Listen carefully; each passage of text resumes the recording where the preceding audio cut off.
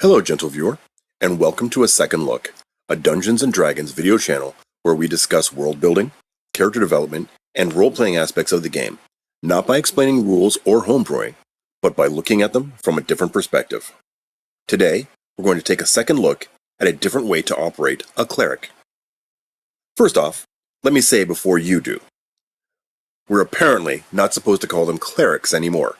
They're priests. Well, frankly, I'm a grizzled old man.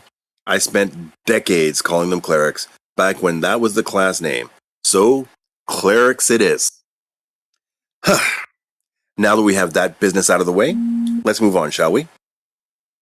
We're all familiar with clerics and the common ways that they're played in D&D. From the chainmail wearing, spell slinging, praising the name of his deity as he turns the undead before him cleric, to the plate mail tank wading into battle and swinging a heavy mace cleric, to the support healer and buffer, without whose assistance the party simply would not survive. But there are other ways to play a cleric, ways that are just as effective, even if they're far less common. So the first question we need to ask is this: who is the cleric? At their core, a cleric is the direct representative of their deity on the mortal plane. They're not the village priest tending a quiet chapel or the humble caretaker lighting candles and offering prayers. They're tasked with going out into the world, carrying the word and the will of their God to the masses, to confront opposition, to bring others into the fold, or to break those who stand against it. They are in many ways armed missionaries, the walking embodiment of divine authority. Clearly, a cleric's primary stat is wisdom, followed by either strength or constitution, depending on how you want to play that character. Wisdom fuels your spellcasting. Constitution keeps you alive and keeps those spells active. And strength, if you choose it, lets you stand in the front line and fight. The cleric is widely known as one of the strongest, most well-rounded classes in the game. Strong in melee, a powerful primary spellcaster, and one of the best support classes available. But there's another way to play the cleric. A way that seems so obvious and yet is almost never done. Clerics are the voice of their deity in the world. Their purpose is not just to fight, it's to spread the word and to bring others into the fold. And that's not just flavor. That's a very fully viable way to play the character. So, how does it work?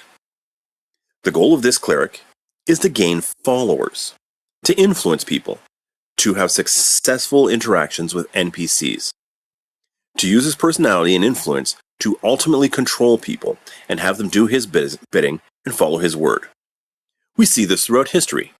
Martin Luther King Jr., Gandhi, Trump, Eva Peron, Sitting Bull, Alexander the Great, Malcolm X, Nelson Mandela.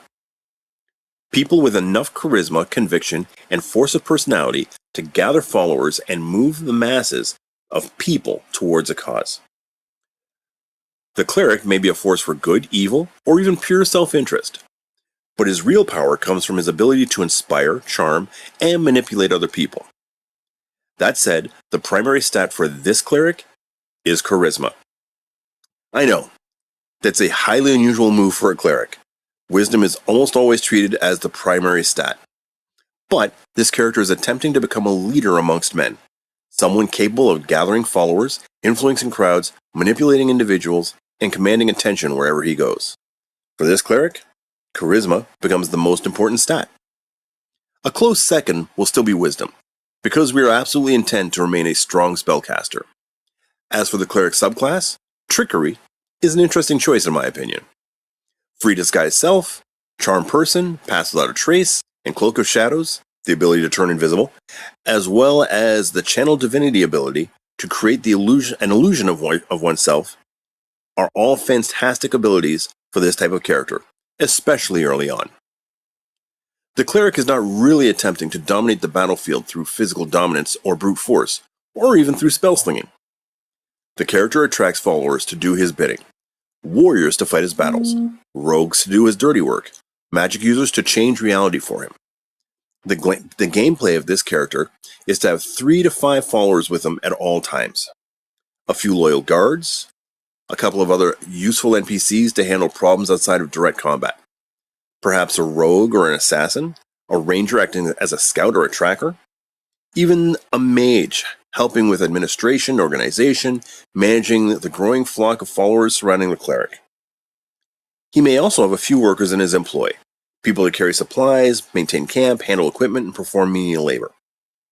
This character may even keep a loyal animal companion, a guard dog, maybe a falcon, something appropriate for the character and the image that he is attempting to project. This cleric will also focus heavily on enchantment spells, as well as feats and skills that improve deception, performance, persuasion, and public speaking. A cleric can also use magic itself to reinforce sermons and public speaking. Imagine your priest standing before hundreds of frightened villagers after a demonic attack or undead raid.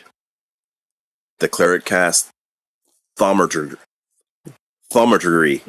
You know the word. Thaumaturgy. His voice comes across the town square like thunder. Candles ignite around him. The ground trembles beneath the crowd's feet. Church bells begin ringing in the distance. Then perhaps he casts light upon the symbol of his faith, causing it to shine like a beacon over the gathered crowd. Or perhaps he fills a great silver chalice with create water, allowing fresh water to endlessly pour from it as he walks amongst the people, baptizing each person one by one while delivering his sermon. Then perhaps he casts daylight, bathing the crowd in brilliant holy radiance while speaking about hope, faith, salvation, or vengeance against the enemies of his God. Or perhaps a funeral sermon. During a funeral sermon, soft divine magic causes gentle winds to move through the crowd while sacred flames flicker around the cleric without burning him. To common people inside a fantasy world, these are not merely spells, they're miracles. And miracles attract followers very quickly. Let's look at a few examples of how a cleric can enter a town or city and acquire followers, and begin making a name for themselves.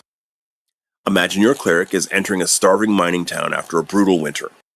The local lord has the food locked away in storage while the people are desperate. Your cleric purchases bread, blankets, and medicine with adventuring gold and begins distributing it publicly in the town square. Crowds gather, the cleric speaks. A few people begin to follow him from town to town. A veteran soldier joins for protection. A teenage orphan begins carrying supplies. A local hunter starts acting as a scout. Not because the cleric recruited them per se, but because he gave them hope, purpose, protection, or simply treated them with dignity when nobody else would. Or perhaps he enters a war-torn village that has just survived an orc raid. The cleric helps bury the dead, heals the wounded, and personally stands watch through the night while the exhausted villagers sleep. A few days later, a young farmhand whose fathers died in the attack asked to travel with the cleric. Not because he's ordered to, of course, but because the cleric was the first person who made him feel safe after the attack. Or perhaps the cleric arrives in a town ruled by a deeply corrupt sheriff. The people are heavily taxed, food is scarce. Anyone who speaks out disappears into a jail cell, or worse. Your cleric begins helping people quietly at first, healing the injured for free, providing food where he can, listening to the grievances in the town square. And slowly the people begin gathering around him. Then one day the cleric publicly confronts the sheriff, perhaps exposing corruption through magic, perhaps revealing stolen taxes hidden away while the children starved, or simply standing before the people and openly accusing the man while the entire town watches. Now the conflict is no longer physical, it's ideological. The sheriff rules through fear. The cleric attempts to gain loyalty through hope and belief. Suddenly, the town begins choosing sides. A blacksmith quietly repairs the cleric's followers' equipment for free. A stable boy begins passing information to the cleric's group. A pair of guards stop reporting certain activities to the sheriff. An evil cleric, on the other hand, he may operate a little bit differently. Well, very differently. Perhaps he arrives in a frightened district plagued by crime, hunger, and violence. The city guard rarely enters the area. Merchants are routinely robbed and beaten. People disappear at night. Well, the evil cleric arrives with armed followers and begins restoring order. Food is distributed. Criminals are publicly punished. The streets become safer. At first, the people genuinely love him for it. but slowly the relationship changes. The people begin depending on the cleric for protection, for food, for stability. Those who oppose him lose access to that protection. Those loyal to him, of course, are rewarded. And over time, the cleric stops merely helping the community, he begins to control it. The priest attracts positive attention through helpful actions or displays of power. Individuals approach him, and he attracts them further with his high charisma. The individual wants to follow you because you have something they either want or want to contribute to. So when you play a cleric, do not think only about spells, armor, healing, or combat. Think about influence. Think about followers. Think about sermons and reputation. About becoming a known figure within the world itself. Because a cleric is not merely an adventurer who happens to cast divine magic. He's the voice of the deity walking amongst the mortal men. And people follow voices like that, sometimes out of hope, sometimes out of fear, sometimes out of desperation, but they will follow all the same. Well, I hope this has inspired you to think about clerics a little differently in your next campaign. Perhaps not simply as a healer, but as a religious leader, a political force, revolutionary, or even the founder of an entirely new movement within your world. Please hit the like button and the subscribe buttons, and thanks for watching a second look.